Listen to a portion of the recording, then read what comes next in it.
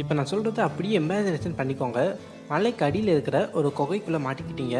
சாப்பிட சாப்பாடு இல்லை, சுவாசிக்க ஆக்சிஜன் இல்லை, அங்க இடம் கூட இல்லை. இந்த சம்பவம் பார்த்தீங்கன்னா தாய்லாந்தில் நடந்திருக்கு.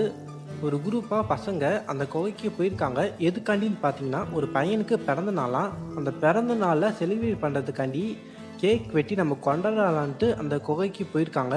அப்படி போன யாருமே திருப்பியும் ரிட்டர்ன் வீட்டுக்கு வரவே இல்லையா. இந்த சம்பவத்தை பற்றி பார்க்குறதுக்கு முன்னாடி நீங்கள் இப்போ தான் நம்ம சேனலில் ஃபஸ்ட் டைம் பார்க்குறீங்கன்னா மறக்காமல் சப்ஸ்கிரைப் பண்ணிட்டு பக்கத்தில் இருக்கிற பெல் ஐக்கான் பட்டனை கிளிக் பண்ணிக்கோங்க. அப்போ தான் நாங்கள் போகிற வீடியோஸ் எல்லாமே உங்களுக்கு டெய்லியும் நோட்டிஃபிகேஷன்லாம் வரும். ஜூன் 23, 2018 தாய்லாந்தில் உள்ள ஒரு ஃபுட்பால் டீம் பார்த்தீங்கன்னா அவங்க வழக்கமாக விளையாடுற கிரவுண்டில் ஃபுட்பால் விளையாண்டுக்கிட்டு இருக்காங்க. அந்த டீமில் பார்த்தீங்கன்னா மொத்தம் 13 பேர், 12 பசங்களும் ஒரு ஃபுட்பால் டீம் கோச்சும் இருந்தாங்க. அந்த குரூப்லேயே பார்த்தீங்கன்னா ஒரு பையனுக்கு பிறந்த நாள். அதனால பிறந்த நாள் செலிப்ரேட் பண்ணுறதுக்காண்டி அவங்க வழக்கமாக போகக்கூடிய குகைக்கு போகிறாங்க. அந்த குகையோட நேம் பார்த்தீங்கன்னா டாங்லுவாங் கேவ். இந்த குகைக்கு தான் அந்த பசங்களும் ஃபுட்பால் டீம் கோச்சும் பிறந்த நாள் செலிப்ரேட் பண்ணுறதுக்காண்டி போயிருக்காங்க. அப்படி அந்த கேவுக்கு போகிற விஷயத்த ஃபுட்பால் டீம் கோச்சும் சரி பசங்களும் சரி யாருமே பேரண்ட்ஸ் கிட்ட சொல்லவே இல்லையா. பசங்க யாருமே நைட்டு வீட்டுக்கு வராதனால பேரண்ட்ஸ் எல்லாருமே பயந்து போயிட்டாங்க. அதுக்கு அடுத்ததாக பேரண்ட்ஸ் எல்லாருமே ஒன்று சேர்ந்து எல்லா இடத்துலையும் தேடி பார்த்தாங்க. ஆனால் எங்கே தெரியுமே பசங்க கிடைக்கவே இல்லை. அதுக்கு அடுத்ததாக ஃபுட்பால் டீம் கோச்சு பக்கத்து வீட்டில் பார்த்தீங்கன்னா ஒருத்தவங்க இருப்பாங்க. அவங்கக்கிட்ட கேட்டப்ப என்ன சொன்னாங்கன்னா இந்த மாதிரி குகைக்கு போயிருக்காங்கன்ட்டு சொன்னாங்க. அப்படி அந்த குகைக்கு போய் பார்த்தா திடீர்னு மழை சடன்ட்டு பெய்ய ஆரம்பிக்குது. அவங்களால அந்த குகைக்குள்ளேக்கே போக முடியல. எதுனாலும் பார்த்தீங்கன்னா மழை தண்ணி எல்லாமே அந்த குகைக்குள்ளே ஃபில்லாக ஆரம்பிக்குது. அந்த குகை பார்த்தீங்கன்னா ரொம்ப ஒல்லியாக அப்படியே வளர்ந்து நெளிஞ்சு இருக்கும். அதனால தண்ணி பார்த்தீங்கன்னா வேகமாக அந்த குகைக்குள்ளே போயிடும். இதனால பேரண்ட்ஸ் எல்லாருமே சேர்ந்து ரெஸ்கியூ டீமுக்கு ஃபோன் பண்ணுறாங்க. ரெஸ்கியூ டீமு பார்த்தீங்கன்னா ஒரு 5 நிமிஷத்தில் உடனே அந்த ஸ்பாட்டுக்கு வந்துட்டாங்க. ரெஸ்கியூ டீம் என்ன சொன்னாங்கன்னா எங்களால் அந்த குகைக்குள்ளே போக முடியாது, தண்ணி அந்த குகைக்குள்ளே போயிட்டு இருக்குது, ஒரு ஆளே முங்குற அளவு தண்ணி இருக்கும் கண்டிப்பாக. அதனால நாங்கள் ஃபோன் பண்ணி டைவர்ஸை வர சொல்கிறோம், அவங்க வந்தால் தான் இந்த பசங்களை காப்பாற்ற முடியும்ட்டு பேரண்ட்ஸ் கிட்ட விளக்கமாக சொல்லிட்டு இருந்தாங்க.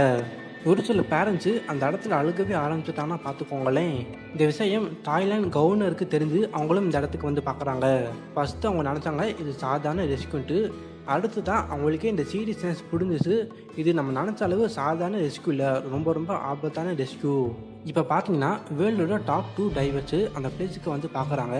அப்படி பார்த்தப்ப அவங்க என்ன சொன்னாங்கன்னா அந்த பசங்க எல்லாமே இறந்து போயிடுறதுக்கு நிறையவே வாய்ப்புகள் இருக்குது. எதனால நான் அப்படி சொல்கிறேன்னா தண்ணி எல்லாமே அந்த கேவுக்குள்ளே போய் நம்பி வளைஞ்சிட்டு இருக்குது. இனிமேல் நாங்களே அந்த கேவுக்குள்ளே போனாலும் பசங்களை காப்பாற்றுறது ரொம்ப ரொம்ப கஷ்டம்ட்டு அந்த 2 டைவர்ஸும் பார்த்தீங்கன்னா அடித்து சொன்னாங்க. அதுக்கு அடுத்ததாக 2 டைவர்ஸில் ஒரு டைவர்ஸ் பார்த்தீங்கன்னா பிளான் போடுறாங்க. அது என்ன பிளான்னா ஜெயிண்ட் வாட்டர் மிஷின். அந்த மிஷின் என்ன பண்ணுன்னா உள்ளே எடுக்கிற தண்ணி எல்லாத்தையுமே பம்ப் பண்ணி வெளியில் எடுக்கும். அப்படி எடுத்துக்கிட்டே இருக்காங்க, வந்துக்கிட்டே இருக்குது தண்ணி. அதுவும் 1 மில்லியன் லிட்டர் ஆஃப் தண்ணி வந்துக்கிட்டே இருக்குது. இப்போ அந்த மிஷினை வச்சு தண்ணி எல்லாத்தையுமே வெளியில் எடுத்ததும் அந்த 2 டைவர்ஸும் பார்த்தீங்கன்னா அந்த கேவுக்குள்ளே போக ஆரம்பிக்கிறாங்க. டைவர்ஸ் தானே அப்படியே நின்றுக்கிட்டே போயிடலான்ட்டு நீங்கள் நினைக்கலாம், ஆனால் அதுதான் கிடையாது. நான் ஆல்ரெடி என்ன சொன்னேன், அந்த கேவுக்குள்ளே பார்த்தீங்கன்னா ஃபுல்லாக பள்ளமேடாக இருக்கும், நீச்சல் அடித்து போடுறது இம்பாசிபிள். இது ஒரு சூசைட் மிஷின்ட்டு அவங்களுக்கே நல்லாவே தெரியும். இருந்தாலும் அவங்களோட உயிரை பணியை வச்சு அந்த கேவுக்குள்ளே போயிட்டு இருக்காங்க. 1 ஆக்சிஜன் சிலிண்டரை வச்சு தான் அந்த கேவுக்குள்ளே தைரியமாக போயிருக்காங்க. அந்த ஆக்சிஜன் சிலிண்டரில் ஆக்சிஜன் தீர்ந்து போயிடுச்சுன்னா அவங்களோட ஜோலி அந்த இடத்துல முடிஞ்சிடும். முடிஞ்சளவு தண்ணியை எடுத்துட்டா நம்மளுக்கு கொஞ்சம் ஆக்சிஜன் மிச்சம் ஆகும்னா அந்த தண்ணி எல்லாத்தையுமே முடிஞ்சளவு எடுத்தாங்க.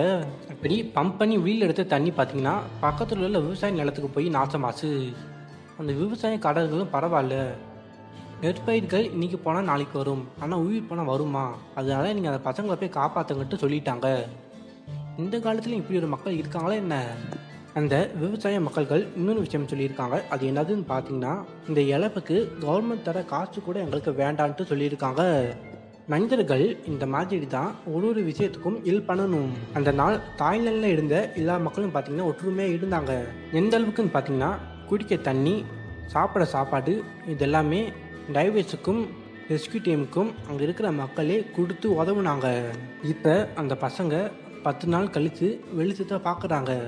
ஆமாங்க, இந்த பசங்க கேவுக்குள்ளே போய் 10 நாளுக்கு மேலே ஆச்சு. இப்போ அந்த டைவர்ஸும் பார்த்தீங்கன்னா அந்த பசங்களை கண்டுபிடிச்சு எப்படியோ காப்பாற்றிடுறாங்க. இதில் என்ன ஒரு அதிர்ச்சியான விஷயம் பார்த்தீங்கன்னா, 10 நாள் சாப்பிடாம அந்த 13 பேரும் அந்த கேவுக்குள்ளேயே உயிரோடு இருந்தாங்க. ஐலாண்ட் கவர்னர், நேவி, அதுக்கடுத்தது ரெஸ்க்யூ டீமு, டைவர்ஸு, இவங்க எல்லாமே பார்த்தீங்கன்னா இந்த பசங்க உயிரோட வந்ததை நினச்சி ரொம்பவே செலிப்ரேட் பண்ணி கொண்டாடிட்டு இருந்தாங்க. இதோட இந்த விஷயங்கள் முடிஞ்சிருச்சு.